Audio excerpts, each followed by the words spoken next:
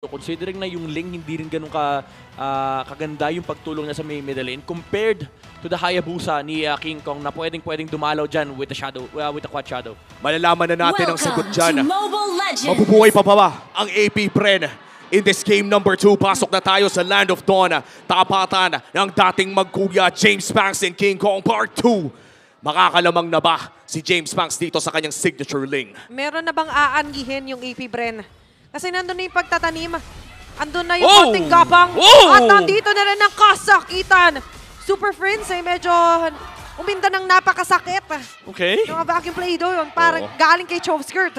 Parang okay yung simula ng AP Bren dito ha. Mukhang naghahanap ng paraan ng AP Bren na i-channel yung future potential nila. Hiramin lang nila yung future self ng AP Bren para sa isang laro. Oh no! Pasok na pasok sa plano. Grabe. Nagsimula sa may middle lane, hindi nakaikot ang Onyx Philippines and with the Jawhead. Nandito na yung pag-contest sa mga jungle camps ni King Kong. Although nakakakuha pa rin naman ng trade si King Kong. Hindi naman ganun kalaking kawalan yung nakuwang green sa may top, pero this is the start of a good rotation coming out from AP Bren. Oo, ito rin yung ginagawa ng Team Liquid Philippines kapag nagjo-Jawhead sila, yung Ultra Leash na ginagawa ng Jawhead para mapabilis yung pagfa-farm ng kanilang jungler. Yeah. Pero kailangan mag-ingat, tumama ang Abyssal Arrow, pero mukhang dahil si Kekidot lamang ang sumalo, ay hindi na nila itutuloy pa. Tuloy ang pagfa-farm para dito sa AP Bren. Okay, ngayon mas nakikita natin yung hindi sila takot, hindi sila agad na pupugo dito ng Onyx. And as well, sabihin na natin na si Kekedat na-afford niya pang tumambay ng mga ganitong klase na salo-salo muna ng mga arrows or traps. Ito lang yung medyo malungkot, no? Dahil sobrang bilis mag-leash ng Jawhead. Medyo aabot ko sa point na parang wala kang ginagawa pag jungler ka. And lalo kapag Ling, kasi hindi ka rin naman pwede lumaban ng early game. Oops, kaso dito, sinisimula ng pagong. Nandiyan sila Kirk and King Kong. Lalabas sa konti, nakaabang ang quad shadow. At sila pa rin makakasecure dito. Napagong, kaso nandiyan na nga lang din ang face crack, the face break. At ngayon, si James Banks sa atake. Medyo may stop on these tracks pero first blood ay makukuha niya. Brusco ang sunod na magiging casualty. Tatama man ng mga araw but it's going to be a great start here for AP Bren. Turtle ay mapupunta sa kamay ng Onyx Philippines pero dalawa naman ang naging kapalit. AP Bren, nakakuha sila ng resources sa tamang tao. 1-0-1 on James Banks. Yeah, malaking bagay ito for the Ling. Yung momentum sa mid-game ay possibility na ngayon for Onyx Philippines. Even though sila yung nakakuha ng pagong, this is gonna be very crucial for them. Kasi pagdating ng mid-game, you'd want your best timings alongside the Bruno. Pero if mataba yung Ling, kahit gaano kaganda yung group up dito ng Onyx Philippines, may bypass kasi yung AP Bren, may papatay kay Kelra. Oh, and I think yung naging choice dito ng side ng AP Bren ay hindi maging sobrang agresibo habang wala pang items yung Ling. Talagang wait lang, mabibigyan nata si Kekidot. Kekidot, masasolo lahat ng Shadow Kill plus Abyssal Trap. Secures the kill here for Super Friends. Tapos hindi pa kumagat yung flicker cancel. Yeah. Super Friends with the confidence. Oh no, the freeze. The freeze mula kay Super Friends. Magtutulak pa rin naman yung wave na yan. So makakakuha pa rin ng XP dito si Chovskirt. Wala naman mawawala sa kanya. Kaso dito na nagsisimula yung group up ng Onyx Philippines. There's going to be a diversion play.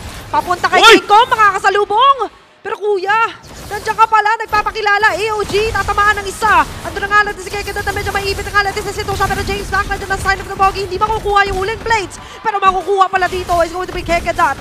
Papalag ng konti sila Shizu. They're on the front lines. But still, ngayon makakabawi ang Onyx Philippines. 1-for-none trade, nalugi bigla ang AP Bren matapos ang magandang pinakita kanina.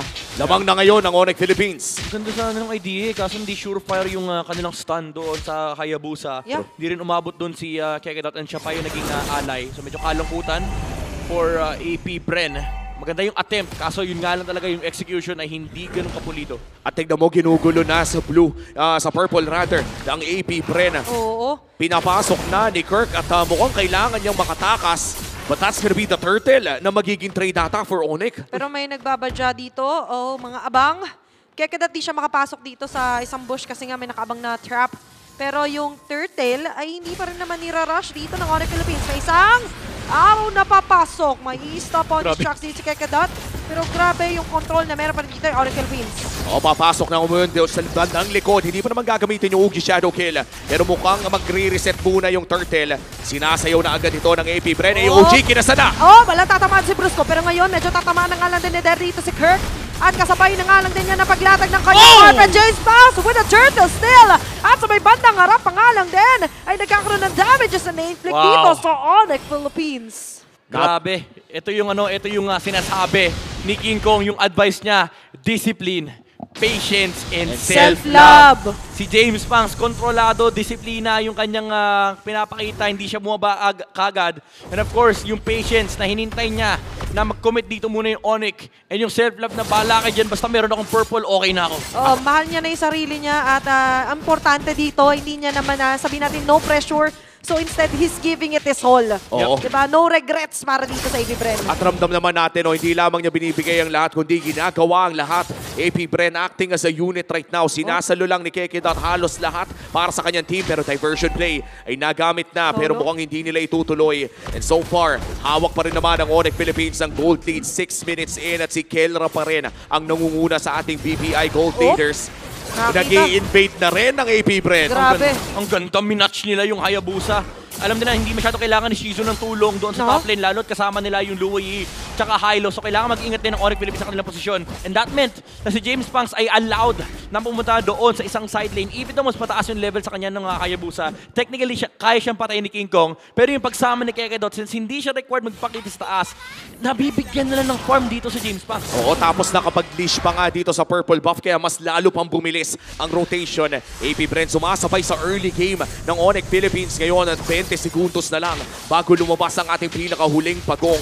Nandito pa rin ang dalawang torres sa mid lane. Kaya naman kalmado pa ang ating mapa pero mauuna sa pwesto ang Onyx Philippines.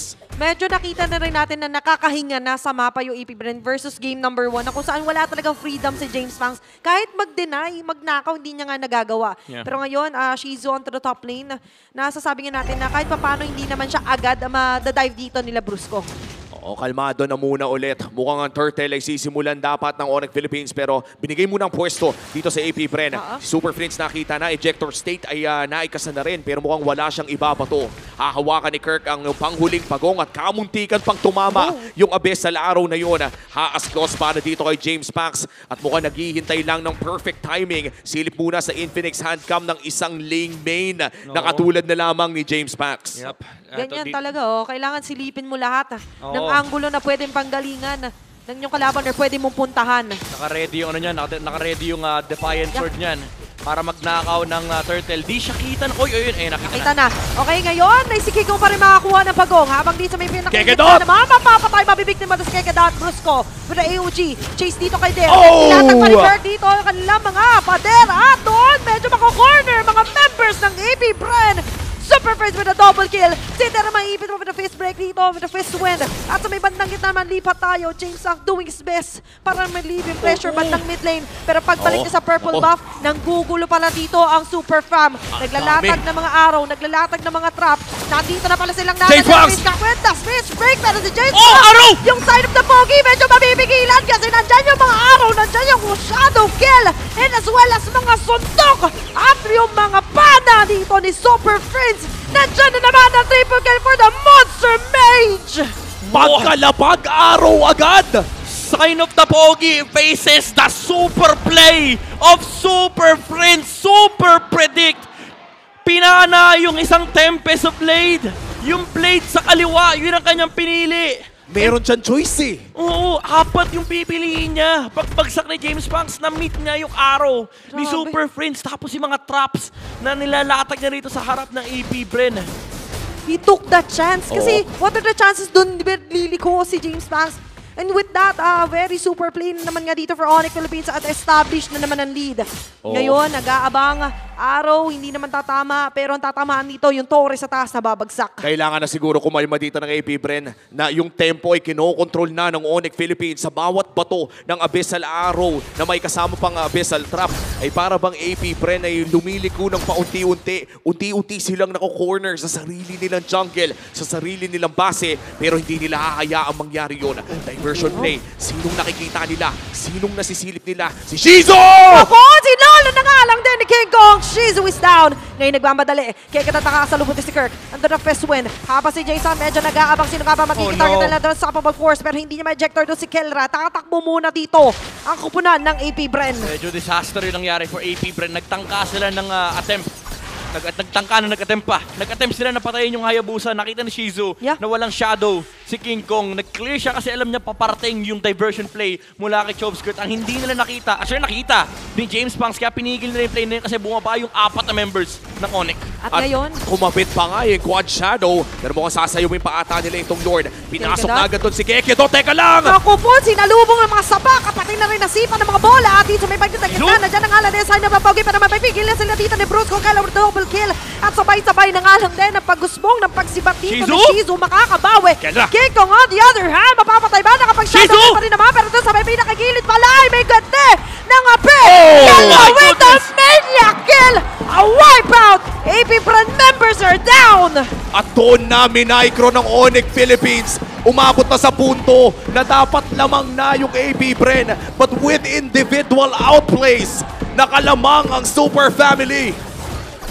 Konti na lang, 2 more hits mula dito kay Shizu. Ubus sana yung backline. Pero kabaliktaran naman yung nangyari para kay Kelra. Sapat ang kanyang mga bola para patumbahin ang AP Bren. At makikita natin sa Infinix in-game equipment kung bakit nga pa nakapag-sustain si Kelra doon. Haas Claws secured na rin kasi para sa Bruno na ito. At lumobo na ang gold lead for Onyx Philippines. 6.5k AP Bren. They have to buy time. Kailangan nilang idaan sa macro to dahil tournament life ang nakasalalay dito. Humihinga pa rin naman sila dito. At the same time nga lang, crucial purple buff ngayon ay tatargetin na nila Brusco. Ide-deny yata to kay James Punks. Oo, na-deny na kay James Punks. Lord nagpupush na rin dito sa mid lane. Level 1 Lord pa lang naman ata to at kailangan pang at kaya pang makadepensa dito ng AP Bren with a holy defense. Goods pa naman, wala pa nakukuha ang inhibitor turret. Grabe, parang wala nang kaya sumalo ng mga bola ni Kelra. Kailangan talaga manggaling yung play mula kay Kekedo with the flicker pero mauna ata Onyx. Conceal. May isa naman mahuhuli ba dito? Pero maingat, hindi masyado lalabas dito ang Hive. Habang sila naman ngayon medyo natatatama na naman ang araw dito. Kekedo at mapapatay pa nga! A legendary here for the Monster Mage. At napakahirap na nga magstay sa sarili nilang base. Bawat segundo may lumalabas na abyss sa laro. At ngayon 20 seconds pa ang kanilang aantayin para kay Kekedot. Flicker is available. Pero mukhang naghihirapan nga siyang humanap ng angulo dito. Grabe, isang tumamang pana lang mula rito kay Friends. Yung attempt sana ni Kekedot na maghanap ng flicker play na wala bigla. Tapos din naman siyang 2 bola and isang shadow mula kay King Kong. Okay, sabay-sabay na pressure. Umaangat dito. Nandito ang alad si King Kong. Aabot na si Brooks sa pinakalikod. Si King Kong mapapatay doon. Pabaliktad. At pasugot ngayon ng AP Bren. Mapabaliktad pa nila ilaban si Brooks kung ngayon na medyo maipit. Kaso nga lang sa pinakagilid. Ay buhay pa rin naman dito. Sila Kelra. Naggrabe na yung mga bola. At mawawasak pa doon si King Kong. 4 blades. 1, 2, 3, 4. At inside of the bogey with a shutdown kill. Kirk and Super Freeze ang matitira. 2 sa 2. Magiging laban natin dito ang opensa. At depensa naman para sa AP Bren. At buhay pa ang AP Bren! Akala ko kaya na tapusin ng Onyx Philippines doon. But with crucial pickoffs on King Kong, Brusco, and Kelra, AP Bren nananatili pang buhay sa larong ito. Very important yung unang 2 kill na nakuha ng AP Bren. And yung flicker play na nanggaling mula kay Kekedot, it forced Kelra in a very awkward position. Even though nakahanap siya ng counter kill. After nun, nawala yung KK connection ng Onyx Philippines. Ang nabuhay is yung James Punks and Shizu dynamic duo. Grabe. Dito nakita natin yung pagpuso. And as well as nung na-eliminate talaga na si King Kong doon nagsimula. Sabihin natin yung pag-move forward for AP Bren talaga. Kapit patalim para sa AP Bren. Nakadepensa nila sa isang beses. Kung makuha nila ang Lord na ito, pwedeng ma-equalize yung laro. Matagal pa ang kalbaryo. Nandito na yung Conceal. Kirk, Brusco, looking for the play. Si Terang mahanap niya, pero hindi niya itutuloy. Yung Lord ay hahawakan na ng Onyx Philippines. At nandyan lang sa Getty ang AP Bren. Spear of Destruction is available kung gusto nila mag-split ng map. Pero dito na ata itadaan ng Onyx Philippines sa patalinuhan ang larong ito. It's all about the mind games right now. Mga araw medyo mag-miss out. Kaso for AP Bren, medyo happy pa rin yung attention nila dahil bukas at butas nga yung kanilang base. So anytime soon, laging may threat. So for them, hindi sila pwede laging mag-all-in at lumalim ng gusto dito sa pagbabad sa Lord Dance. Yung base may mga bumabanat na pero mukhang makakapag-recall naman yung Moskov. Dito na makikita yung advantage ng isang Moskov. especially with the Spear of Destruction. Pero si Den magbibigay ng vision. Na-stun si King Kong. Tinutuloy na ata ni James Banks. Kirk pumasok na! Pero revitalize sa activate naman dito doon sa pinakagilid naman si Kekadatang yata ang makakapagligtas. Pero at the same time, umaawat ng Kota pero walang awat doon sa face crack na magagalit dito kay Kirk. Kaso nga lang si Der matatanggal na nga lang din ang mga attacking heroes. Kasabay na nga lang din matanggal kay Jesus Chomskirt. At si Kekadat magiging target ni King Kong going for a double kill. A double kill here for the KK Connection. AP Bren, isa na lang ang matitira para dumepensa. Mabubuhay pa nga ba ang kanilang pangarap? Pero kasabay na nga lang din yan ang pagwasak sa kanilang pangarap at pagwasak sa base. At dyan wawasakin ng Onyx Philippines ang pangarap sa playoffs ng AP Bren. Onyx Philippines sweeps AP Bren and eliminates them from playoffs contention. Walang awang Lord Dance ang pinakita